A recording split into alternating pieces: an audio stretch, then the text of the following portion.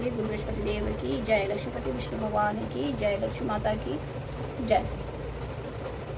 पूर्व काल में एक बड़ा प्रतापी राजा राज करता था, जो बड़ा ही दानी और ब्राह्मण और गुरु देवता तथा पितरों की पूजा करने वाला था। उसकी साधुता धार्मिकता समस्त देश में प्रसिद्ध हो गई थी। उसके द्वार से कोई याचक निराश होकर नहीं जाता था। वह नित्य देव मंदिरों में दर्शन करने जाता था। प्रत्येक गुरुवार को बृहस्पतिवार भगवान का व्रत रखकर पीले वस्त्र, पीले फल फूल, नैवेद्य आदि से उनका पूजा करता हुआ दिन दुखियों में सहायता सर्वदा तल्लीन रहा करता था। परंतु वह जितना ही धार्मिक था, उसकी रानी उतनी ही अधार्मिक और बुद्धिहीन थी। उसे अपने राजा की यह बातें और धार्मिक ज्ञान पूर्ण करना अच्छा नहीं लगता था। वह दिन रात अपने ऐसा आराम में लगी रहती तथा मनमाने सब कार्य किया करती थी। दान पुण्य और देव दर्शन तथा दीन दुखी की सहायता में उसका मन कदापि नहीं लगता था तथा बड़ी कृपण थी। वह धर्म कार्य से राजा को भी मना करते कि आप यह सब क्यों करते हैं, किंतु वह धार्मिक राजा नियम पूर्वक अपने सब कार्य किया करता था। इसका यह नतीजा था कि राजा की धर्मशीलता से उस रानी का भी कोई अनिष्ट नहीं होता था और सारी प्रजा सुख से अपने अपने घरों में निवास करती थी।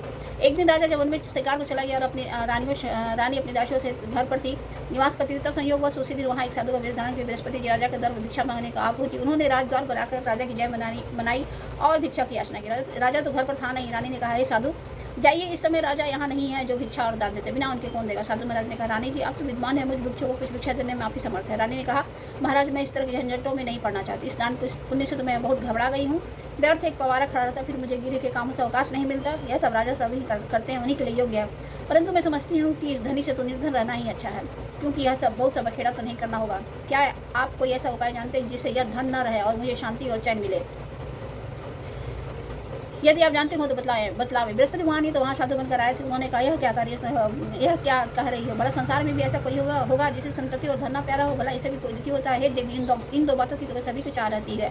चाहे कोई धर्मात्मा हो या धर्मी, सभी धन की इच्छा करते। इस धन की महिमा को तो मैं क्या कहूँ। ऋषि, धर्मात्मा, अधर्मी सभी धन की सब प्रकार से आवश्यकता पड़ती है। यदि तुमको भगवान ने धन दिया है तो उसका सदुपयोग करो। महात्मा कबीर ने कहा कि भूखे को भोजन, नंगे को चीर, प्यासे को इतना बांटे सकते कबीर। तुम्हारे पास धन अधिक है तो भूखे मनुष्य को भोजन कराओ, प्याओ लोग, ब्राह्मणों को दान मान सम्मान दो, और पीले जिनके वस्त्र नहीं है उन्हें वस्त्र दो, कुंवारी कन्याओं का विवाह कराओ। इस प्रकार कितने हैं आदि धार्मिक कार्य है जिन्हें तुम कर सकती हो।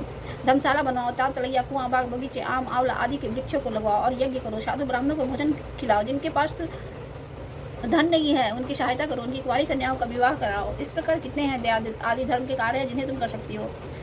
यह क्या कहना है कि सब धन नष्ट हो जाओ और मैं चैन की सांस लूँ? मैं तो सर्वप्रथम आपको यही कहूँगा कि आप इस प्रकार कर्मों से अपने कुल और नाम को उज्ज्वल कर लो। इस मनुष्य को जन्म को सार्थक कर लो। मनुष्य के अच्छे कर्म इसके लोक परलोक में सहायक तो होते हैं, और जब अंत में शरीर त्याग करता है तब वह स्वर्ग को जाता है। वहाँ उसे नाना प्रकार के सुखों की प्राप्ति होती है। परंतु साधु महात्मा की इस बात से उस दानी का पर कोई प्रभाव न पड़ा।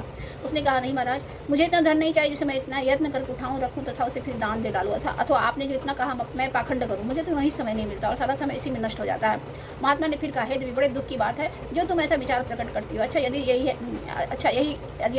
यही इच्छा है तो सुनो। अब मैं तुम्हें जैसा युक्ति बतलाता हूँ वैसा ही इससे तुम्हारी यही इच्छा पूर्ण हो जाएगी। बृहस्पतिवार के दिन तुम अपने शव घर को लिपवा दिया करो। स्नान करने के पहले अपने सिर को बालों को अच्छी तरह धोकर तब स्नान किया करो। तुम्हारा राजा बृहस्पतिवार के दिन बाल बनवाया करे और भोजन में मांस मदिरा का सेवन किया करे तथा धोबी को बुलाकर वस्त्रों को धुलने दिया करो। 7 बृहस्पतिवार के यदि तुम ऐसा कर सकोगी तो तुम्हारा धन नष्ट हो जाएगा, इसमें कुछ संशय नहीं है। यह कहकर महात्मा चले गए। रानी ने उस बात को अपने मन में रख लिया। उसने बृहस्पतिवार के दिन वैसा ही किया। फिर तो बृहस्पति दोष में कुपित हो गए और 3 बृहस्पतिवार पूरा होते होते उसका राज्यपाट आदि सब धन नष्ट हो गया। यहाँ तक कि रानी के घर में खाने तक का ठिकाना न रह गया। उसके सुख चैन के दिन दूर हो गए।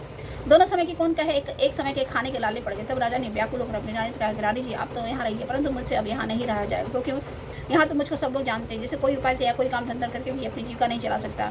इसलिए किसी दूसरे देश में जाऊँगा जहाँ मैं खाने पीने का कोई धंधा नौकरी करके अपना दिन व्यतीत करूँगा। कहा भी है, देश चोरी परदेश भिक्षा।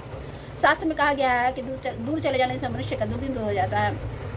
यह कहकर राजा ने घर छोड़ दिया, दूर प्रदेश चले गए, परंतु वहाँ से भी कुछ अच्छी बुद्धि प्राप्त न हुई तो वन में जाकर लकड़ियाँ लाकर शहर में लाकर बेचते, उसे जो कुछ मिल जाता उसी को ले वह किसी तरह अपने पेट पालन कर लेती। इधर रानी भी अपने घर पड़े उपवास करती। कपड़े लेते से फटियार पड़ी होती, किसी दिन इधर उधर से कुछ पा लेती तो खा लेती, नहीं तो केवल पानी पीकर सो लेती। मारी भूख की करवट बदल कर रात काट लेती। इस प्रकार उसकी दशा होगी। कई दिन तक उसे खाने को कुछ नहीं मिला और मारी भूख के दम घुटने लगा।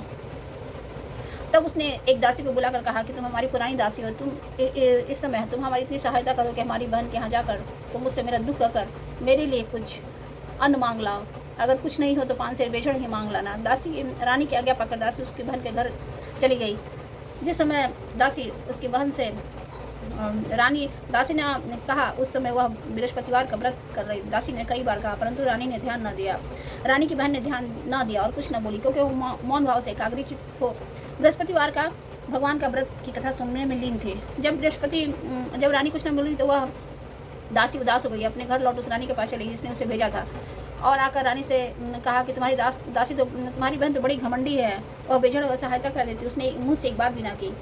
इसे सुन रानी ने कहा, यह उसका दोष नहीं है, यह सब अपने बुरे दिन की बात है। जब बुरे दिन आते हैं तब तृण भी पहाड़ बन जाता और मित्र भी शत्रु हो जाता था, कोई भी उस दुखी का साथ नहीं देता। इधर तो यह बात, उधर जब रानी की बहन बृहस्पतिवार की कथा सुनकर उठी तो उसे ख्याल हुआ कि मेरी बहन की दासी आई थी और मैं बृहस्पतिवार की व्रत कथा सुने मैंने कुछ भी बात नहीं की। इस विचार को किंचित शांत रही और जानकर भाव भक्ति से पूर्ण सप्रेम विष्णु का पूजन किया। उसने भगवान की पूजा की। विसर्जन के बाद सीधे अपने बहन के घर गई और कहा कि हे बहन, बृहस्पति तुम्हारी दासी मेरे पास गई थी, परंतु मैं बृहस्पतिवार का व्रत किए बैठी थी और मौन भाव से कथा सुन रही थी। उस कथा में जब तक कथा पूरी न हो जाए बोला नहीं जाता है, ना ही वहाँ से उठा जाता है। इस कारण वह लौट आई और कहा कि बहन, उसने आपने मेरे पास किस लिए भेजा था? रानी बोली, बहन मेरे पास अन्न नहीं था, तुम तो जानती हो कि हमारे घर की दशा बड़ी शोचनीय हो गई है, इसलिए मैंने दासी को तुम्हारे पास 5 सेर बेचड़ के लिए भेजा था, परंतु वह खाली हाथ लौट आई। मैंने सोचा कि तुम किसी काम में फंसी होगी, इसीलिए दासी लौट आई। रानी की बहन ने कहा कि नहीं बहन, उसने तो मुझसे कुछ नहीं कहा था, परंतु यह क्या बात है? मैं तो समझती हूँ कि तुम्हारे घर में ही बेजड़ मौजूद है, तुम अपने घर में जाकर फिर देखो। अपनी बहन कैसा कहने बना नहीं, जब घर में जाकर देखा तो उसे बेजड़ से भरा हुआ एक घड़ा मिल गया। तब रानी और बांदी बहुत ही खुश हुई। बांदी ने कहा कि हे रानी, हो तो भोजन के अभाव में हम लोग नित्य ही व्रत करते, इसलिए मेरे समझ में यह आता है कि यदि हम लोग इनसे यह व्रत की कथा पूछ ले और किया भी करे तो कोई हानि नहीं। रानी का कोई हानि नहीं, अवश्य ही पूछ लिया जाए। रानी ने अपने बहन के समय बैठ कर पूछा कि हे बहन, बृहस्पति का व्रत का क्या विधान है और यह कैसे किया जाता है? उस धार्मिक रानी कहा, बहन, बृहस्पति भगवान की कथा में कोई विशेष झंझट नहीं करनी पड़ती, केवल चने की दाल से और मुनक्का से भगवान विष्णु के केले की जड़ में पूजा करना चाहिए, वहाँ दीप दान करना चाहिए था, दीपक जलाना चाहिए, पीला भोजन करना चाहिए, इससे गुरु बृहस्पति प्रसन्न होते हैं। ऐसा करने से गुरु बृहस्पति प्रसन्न होते हैं, उनकी प्रसन्नता से अन्न, धन और पुत्र की प्राप्ति होती है तथा मनुष्य की सब कामनाएं पूर्ण हो जाती है। यह सुनकर उस रानी और दासी दोनों ने निश्चय किया कि बृहस्पति का व्रत अवश्य करेंगे। जब 7 दिन के बाद बृहस्पतिवार का दिन आया तो उन दोनों ने व्रत कर लिया। तब चना और गुड़ कहाँ से मिले, उसके लिए उन्होंने गुड़साल में प्रवेश किया, वहाँ से जाकर चना गुड़ बीन कर ले आई और उसे चने की दाल बनाकर गुड़ सहित जाकर केले की जड़ में भगवान विष्णु की पूजा की।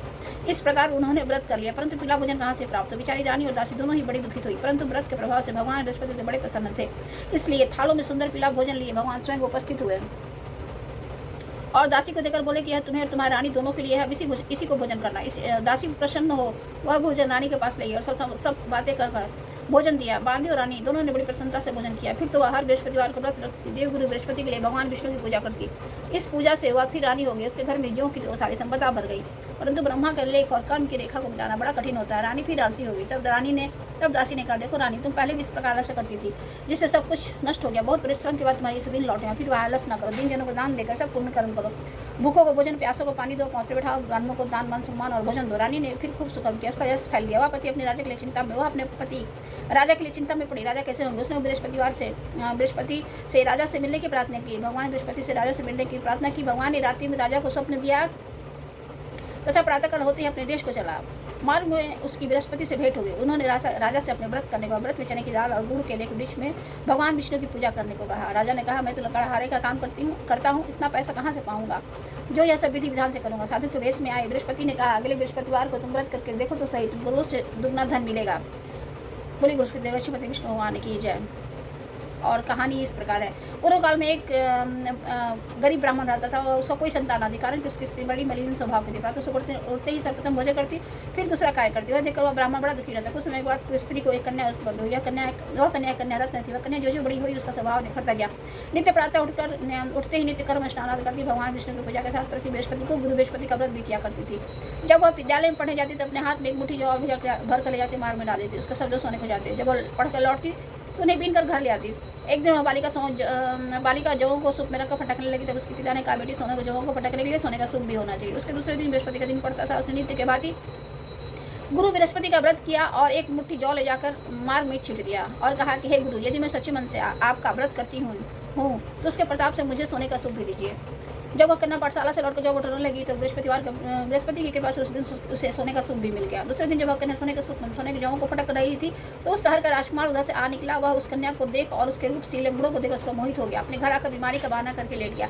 जब समाचार उसके पिता को मिला तो तब रानी ने कहा कि आकर उससे उसकी बीमारी का कारण पूछा तो राजकुमार ने बताया कि मुझे कोई रोग या कष्ट नहीं है, मैं केवल यही चाहता हूँ कि जो राजकन्या सोने के जोड़ों को सोने के सुख मैं साफ करी तो उससे मेरा विवाह हो जाए, पटक रही तो उससे मेरा विवाह हो जाए। राजा ने राजकुमार को समझा बुझा कर शांत किया और कहा मैं पता लगाकर उसी कन्या से तुम्हारा विवाह कर दूंगा। राजकुमार ने कन्या के घर का पता बतलाया। राजा का मंत्री उस ब्राह्मण के पास गया और सब समाचार कहा। ब्राह्मण ने सविधि अपनी कन्या राजकुमार को दे दी। कन्या के जाते ही ब्राह्मण पूर्वत दरिद्र हो गया। अन्न वस्त्र से दुखी उसका एक एक दिन मुश्किल से व्यतीत होने लगा। एक दिन वह दुखी पिता अपनी कन्या को भेंट करने को गया। कन्या पिता की दिन पर देखकर बोली कि पिताजी आप मेरी माता जी को यहाँ लिवा लाइए, मैं उनको वह युक्ति बतलाऊंगी जिससे आपकी गरीबी सर्वदा के लिए दूर हो जाएगी। ब्राह्मण घर गया और अपनी पत्नी को कन्या के घर लिवा आया।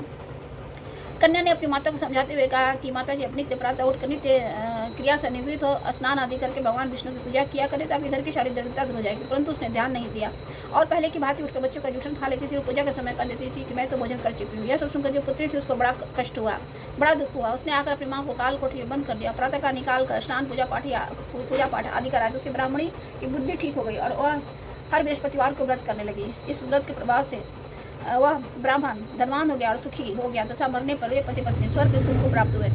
उधर वह राजा लकड़हारे का कार्य करके अपनी जीविका चलाता था और साधु महात्मा के कथन से जब बृहस्पति का व्रत किया तो उसके लकड़ी के व्यापार में दुना चौगुना लाभ होने लगा। परंतु किसी एक दो बृहस्पतिवार का व्रत उसने नहीं किया तो गुरु बृहस्पति की नाराजगी से उसे बड़ा कष्ट हुआ। उसने उस नगर के राजा ने यज्ञ किया जिसमें यह घोषणा करा दी कि कोई भी मनुष्य अपने घर भोजन न करे, न अग्नि जलावे, सभी मेरे घर का भोजन करे। जो इस आज्ञा का पालन नहीं करेगा उसे फांसी पर लटका दिया जाएगा। राजा आज्ञा सभी भोजन करने के हो गए। यही लकड़हारा कुछ देर से पहुंचा।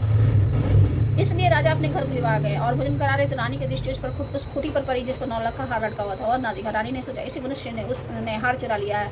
फिर उसी समय उसको जलखाने में डाल दिया। जब राजा जलखाने में गया तो विचार करने लगा कि यह तो न जाने मेरे किस जन्म का दुष्कर्म था जिससे मुझे यह दुख प्राप्त हुआ है। उसी समय बृहस्पति जी साधु के वेश में उसके समक्ष आए और कहा कि तुमने बृहस्पति जी के व्रत नहीं किया, इसी से तुमको यह दुख प्राप्त हुआ है। खैर अब कल ही बृहस्पतिवार है, इसी जलखाने के फाटक पर तुमको पड़ा हुआ 4 पैसा मिलेगा, उसी से तुम व्रत कर लेना। और उधर राजा को स्वप्न दिया कि हे राजा, तुमने जिस व्यक्ति को जलखाने में भेजा है वह सर्वथा निर्दोष है, वह राजा है, उसको छोड़ दो। रानी का हार खुटी पर है, यदि नहीं छोड़ेगा तो तुम्हारा राज्य नष्ट हो जाएगा। राजा ने स्वप्न देखकर सवेरे उठकर देखा तो खुटी पर हार दिखाई दिया। उसे देखकर राजा ने प्रसन्न होकर लकड़हारे को बुलाकर क्षमा मांगी तथा उसे राजा की जो सुंदर वस्त्र आभूषण देकर विदा गया। राजा अपने नगर को चला गया। जब वहाँ पहुंचा तो क्या देखता कि अब तो यहाँ सब सुख छाया हुआ है। चलते चलते वह घर पर आए। यहाँ रानी ने राजा के स्वागतार्थ पहले से बांदी को द्वार पर भेज दिया था। बांदी बड़े स्वागत से राजा को महल में लिवा गई। राजा ने क्रुद्ध हो रानी से पूछा कि धन वो किस प्रकार से मिल गया। उसने कहा यह सब बृहस्पतिवार का व्रत करने की महिमा है। राजा ने कहा बड़ी अच्छी बात है, अब मैं भी यह व्रत नियम पूर्वक करूंगा। और यहाँ तक कि सर्वदा राजा के दुपट्टे में चने की दाल बंधी रहती थी तथा दिन में 3 बार कहानी कहा करता था। एक दिन वह राजा घोड़े पर सवार होकर अपनी बहन के घर उसे देखने चला। मार्ग उसने देखा कि एक मुर्दे को लेकर कुछ लोग शमशान को जा रहे हैं। राजा ने कहा अरे भाइयों, जरा ठहर जाओ, मेरी बृहस्पति कथा सुन लो। उसे सुन। उन सबों का आश्चर्य हुआ, परंतु राजा ने कह सुनकर सबको रोक लिया और कहानी आरंभ की। जब कहानी आधी पहुंची तो मुर्दा हिलने लगा और कहानी जो ही समाप्त हुई तो वह राम राम कह के उठ खड़ा हुआ। राजा वहां से आगे बढ़ा तो एक किसान जो हल जोत रहा था, राजा ने उसे कहानी सुनानी चाहिए तो उसने कहा वाह, मैं अपना हल चलाऊं कि तुम्हारी कहानी सुनूं। राजा जो ही आगे बढ़ा तो एक बैल पछाड़ खाकर गिर पड़ा तो उसके पेट में भयंकर दर्द होने लगा। उसी समय उसकी माँ उसके जलपान के लिए जो रोटी और पानी लेकर आई तो उसके पेट में दर्द होता पाया और जब पूछा तो बेटे ने सब बात कह सुनाई। बुढ़िया दौड़कर उस घुड़सवार राजा को बुलाया और कहा कि मैं आपकी कहानी सुनूंगी, मुझे सुनाओ। राजा ने बुढ़िया के खेत पर कहानी सुनाने को लौट आया। राजा जो ही आगे कहानी कहने लगा कि उस किसान का बैल उठ खड़ा हुआ तथा किसान का पेट का दर्द भी बंद हो गया। राजा अपने बहन के घर आया। बहन ने उनका बड़ा स्वागत किया। समाचारों का आदान प्रदान तथा परस्पर वार्तालाप करते हुए सुख से सोकर सबने रात्रि व्यतीत की। दूसरे दिन सवेरा होने पर राजा उठा तथा अन्य सभी लोग उठकर अपने काम काज में लगे। तब राजा जो गुरु बृहस्पति का बड़ा ही भक्त था, उसने बहन से कहा कि हे बहन, बृहस्पति कथा किसी ऐसे मनुष्य को सुनाना चाहता हूँ जिसने भोजन नहीं किया हो। बहन ने कहा भैया, यहाँ बहुत तड़के सब लोग भोजन कर लेते हैं, फिर भी मैं तलाश करती हूँ। उसने देखा कि पड़ोस में जो कुम्हार था उसका बेटा बहुत बीमार था, जिसे 3 दिन से घर वालों ने मारे दुख के भोजन नहीं किया था। रानी ने कुम्हार से कहा कि मेरे भाई से गुरु बृहस्पति की कहानी सुन लो, क्योंकि तुम लोगों ने अभी तक भोजन जलपान कुछ भी नहीं किया है। कुमार ने कहा बहुत ठीक। राजा से कहानी सुनने को आया। राजा ने उसके घर जाकर बृहस्पति की कहानी सुनाई। उसके प्रताप से लड़के की सारी बीमारी दूर हो गई और उसे आराम हो गया। लोग राजा से प्रार्थना करने लगे। दूसरे दिन जब राजा अपने घर को चलना चाहा तो उसने बहन से भी चलने को कहा। बहन ने अपनी सास से जो ही आज्ञा मांगी उसने कहा अच्छा तू जा, परंतु अपने बच्चों को ना ले जाना, क्योंकि तेरे भाई को कोई संतान रहित है, तेरे भाई को कोई संतान नहीं है, क्योंकि तेरे भाई संतान रहित है। तब बहन ने अपने भाई से कहा कि भैया मैं तो चलूंगी, परंतु मेरे बच्चे लोग नहीं जा सकेंगे क्योंकि माता जी की आज्ञा नहीं है। राजा बोला जब बच्चे नहीं जाएंगे तब तुम ही चलकर क्या करोगी। निदान राजा अपने घर को लौट आया और राजा ने अपनी रानी से कहा है मैं संतानहीन हूँ, जिससे लोग मुझसे परहेज करते हैं। रानी ने कहा घबराइए नहीं, बृहस्पति भगवान की कृपा से हमें भी संतान की प्राप्ति होगी।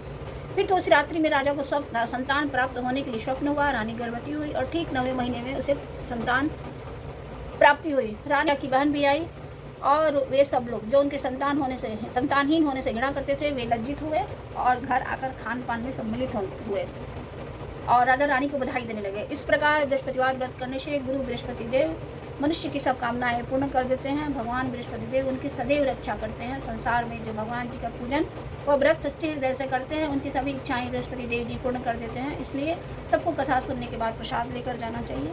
हृदय से उनका मनन करते हुए जय जयकार बोलना चाहिए। बोलिए गुरु बृहस्पति देव की जय, लक्ष्मीपति विष्णु भगवान की जय, लक्ष्मी माता की जय।